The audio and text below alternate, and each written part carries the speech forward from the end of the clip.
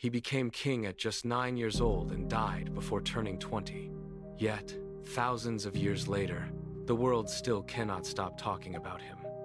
This is the story of Tutankhamun, the boy king whose burial chamber became the greatest archaeological find in human history.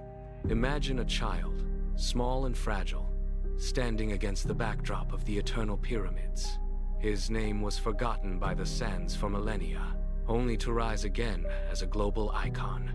He was a mystery wrapped in gold, a silent witness to the rise and fall of empires, waiting for the moment his story would finally be told to the modern world. In 1332 BCE, a crown twice his size was placed on the head of a 9-year-old boy.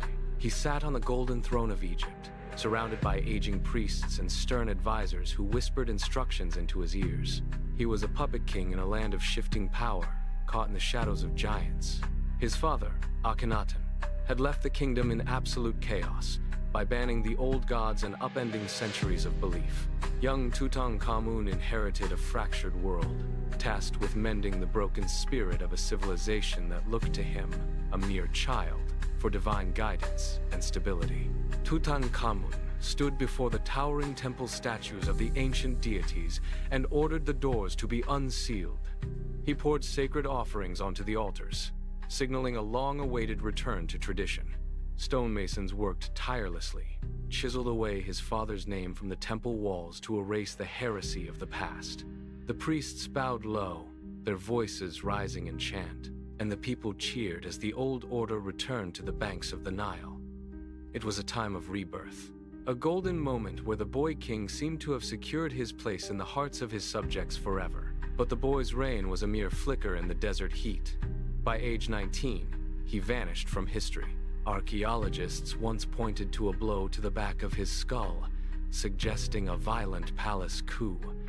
Today, X-rays reveal a different truth: a shattered leg bone and the silent, spreading rot of a malaria infection. He collapsed in the sand, far from the battlefield. The king was dead, and the desert winds began to bury his memory. For 3 millennia, he slept in silence under the shifting dunes, his name erased from the official lists of kings. Then, in 1922, Howard Carter brushed away the dust of a hidden staircase. With trembling hands, he pried open a stone seal and stepped into a room filled with wonderful things.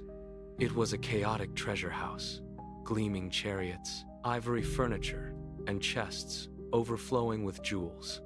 In the center, beneath a heavy stone lid, lay the golden death mask. It stared back at the modern world with unblinking obsidian eyes, perfect and pristine as the day it was forged. The silence of the tomb was finally broken by the gasp of the living. After thousands of years, the boy king was no longer a ghost.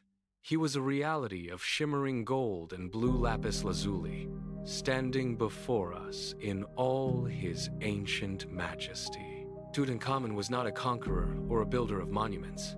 He was a footnote in a long line of pharaohs. Yet, in his death, he achieved a fame that no living king could ever match. He remains the immortal boy who walked out of the shadows of time to hold the world's attention forever.